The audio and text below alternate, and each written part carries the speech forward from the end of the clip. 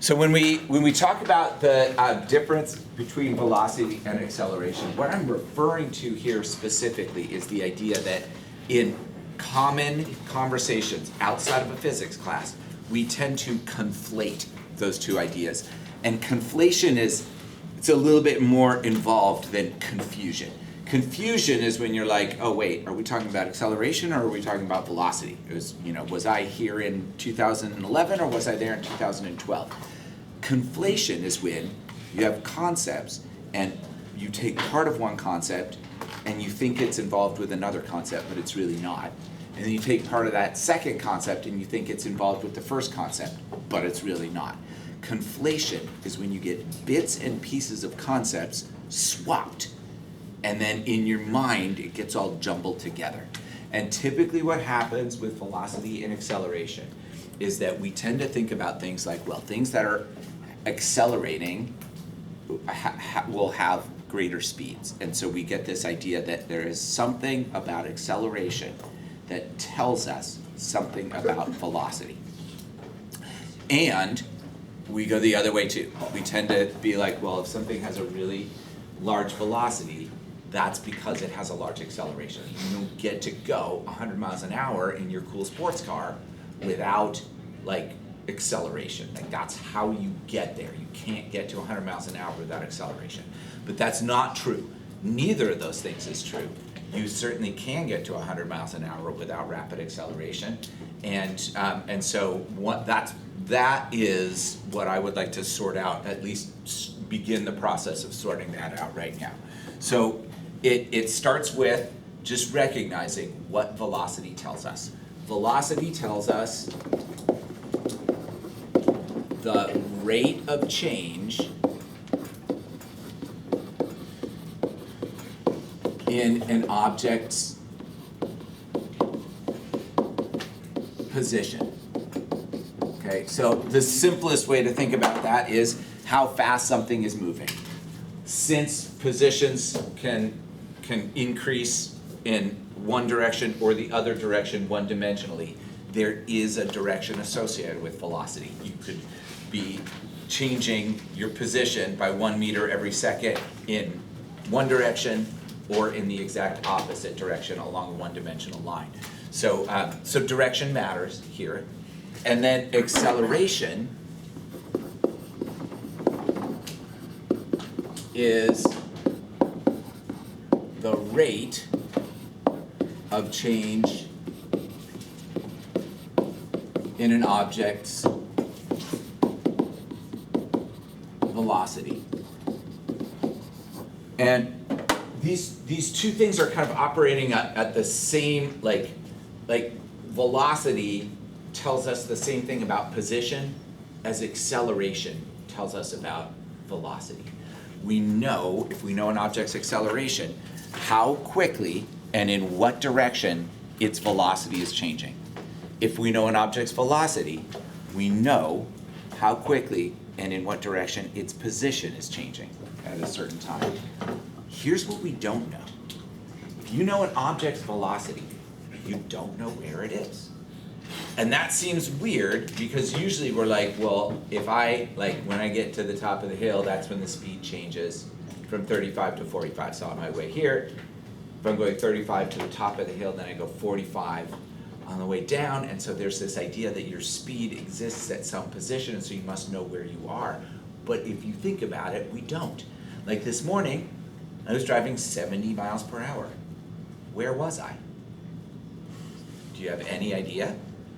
No. I mean, and how far did I go? I was driving 70 miles an hour. How far did I go? Do you know? How long were you driving? You don't have, yeah, you need to know how long I was driving. And then if my speed changed, even knowing how long I was driving won't help you, because if I was only going 70 miles an hour for part of that, then that's not really a complete picture. Velocity doesn't tell us anything about position.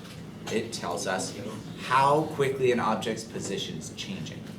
If I know its position and I know its velocity, then I can make a prediction about where it's going to be. Acceleration works the same way. Acceleration tells us nothing about an object's velocity. It tells us the rate of change in velocity. That's not the object's velocity. Okay, and acceleration depends on two things, right? There's two pieces that go into this. One is that it's determined by how much the velocity changes. So all things being equal, if your velocity changes by a large amount, you'll have a larger acceleration. But it's also determined by how long it takes for that change to occur.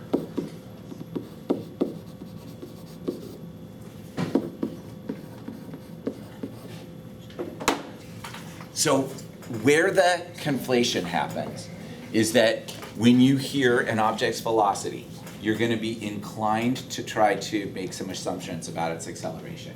If something is moving at 0.06 meters per second, it doesn't seem like it could possibly be accelerating that quickly, because that's a really slow speed.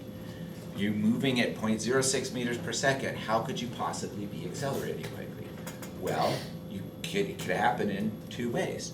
One is your velocity could change a lot, right? If you're traveling at 0.06 meters per second at one time, and then at some later time you're traveling at 600 meters per second, that could be a pretty large acceleration.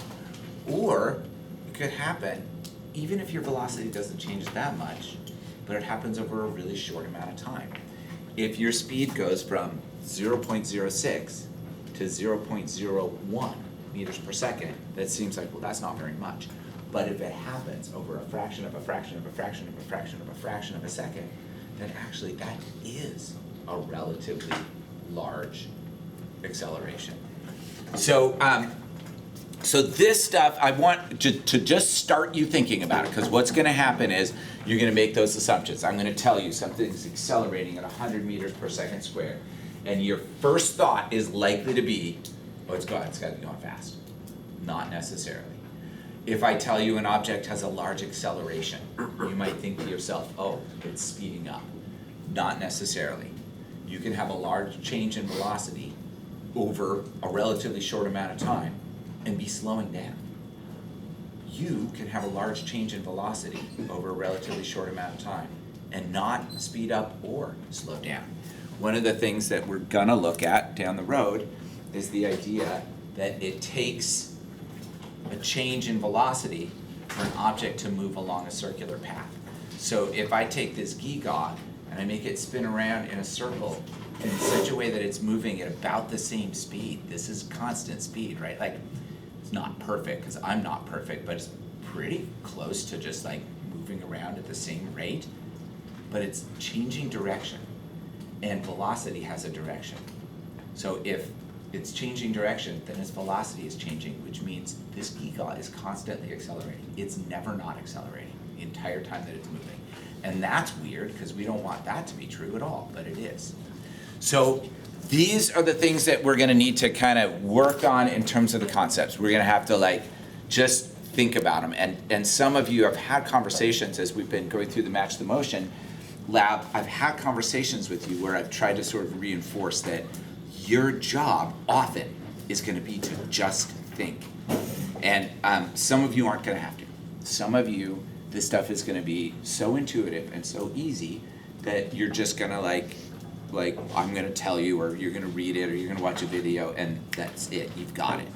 Most of you, and this isn't, I'm not saying this because of my personal knowledge of you, but just historically, most students in physics have to actually like think about things. They have to ask themselves questions. You can't just like learn, like write this down and be like, okay, I got it. So for example, the kinds of things that I do when I'm mulling something over, I do things like, I ask myself questions like, which of these two objects has a larger acceleration? This one starts at 0.3 meters per second and changes, velocity changes, this is positive direction, velocity changes to 1.4 meters per second, so that's a change of 0.9 meters per second. This one starts at 100 meters per second, and it speeds up to 100.0001 meters per second. So how do you know which one accelerated more? Because this one, its velocity changed by more, but this one was going faster, so which one accelerated more? What do you think? Any ideas? This one has the greater acceleration, because this one, even though it was going slower, had a much larger change in velocity. So you could make the argument that this one represents a larger acceleration, right? Except that acceleration isn't just the change in velocity. Change in velocity is change in velocity. Acceleration is the rate of change in velocity, which means we actually can't tell. It's possible that this took like 10 seconds. And this took 10 to the negative 100 seconds. In this case, a really tiny change in velocity over an incredibly small amount of time will result in a larger acceleration. This object didn't speed up as much, but it speeded up over a really short amount of time. So the magnitude of acceleration is going to be bigger. And that is weird. Things don't have to speed up that much to accelerate quickly. And then we could think about other things too, like this. We could think about, well, what about this one? If it, like, let's say over 10 seconds, something goes from 4 million meters per second to 0. How fast are you going at 0 meters per second? You're not moving. There's no velocity there at all. So is this greater acceleration or is this greater acceleration? Like, which of these represents greater acceleration? The one that started slow and went a little bit faster over 10 seconds, or the one that started really, really, really fast and isn't moving? What do you think? Any guesses? Kelsey, what do you think? Just you know, I mean, you know, throw it out. Do you have it like? Is acceleration and deceleration the same thing? Yeah, so that's part of the question. Yeah, that's a great question. The question was, are acceleration and deceleration the same thing? And the answer is, deceleration is one kind of acceleration. So deceleration is the kind of acceleration that an object experiences when it's slowing down. Acceleration could be speeding up, or it could be slowing down, or it could be changing direction. So this actually is a really large acceleration. It happens to be a really large acceleration that is opposite the direction of motion, which means this object is slowing down. In physics, that is large acceleration. We would say this object is rapidly accelerating, even though it stops. Acceleration doesn't mean speeding up. So we have to think about all those kinds of things. And then the other thing to think about is something like this, where which of these objects has a more rapid acceleration? If we have a velocity versus time graph for an object that starts out at like a half a meter per second and then speeds up to 1 meter per second, or an object that starts at half a meter per second and stays at that speed and then jumps up to 1 meter per second right at the end. How would we talk about the acceleration here? Which of these objects would have a greater acceleration, or would one of them? Why? What do you think? I think the second one where it jumps up, Yeah. because it's going really fast at a very small time frame. Yeah, so if we think about acceleration as having to do with that amount of time that goes by, this one had a very rapid change in velocity relative to the amount of time that went by. If we think about it in terms of average acceleration, though, they're the same. They're the same. Average acceleration is change in velocity divided by change in time. These two objects both have the same average acceleration. The red one has an average acceleration that's equal to its instantaneous acceleration over that whole time period. The green one has an acceleration of 0 for most of that time period, and a really, really large instantaneous acceleration at the end. So thinking that stuff through, being able to like evaluate all of that stuff is where we're headed, okay? All right, I'm gonna pause this for a sec.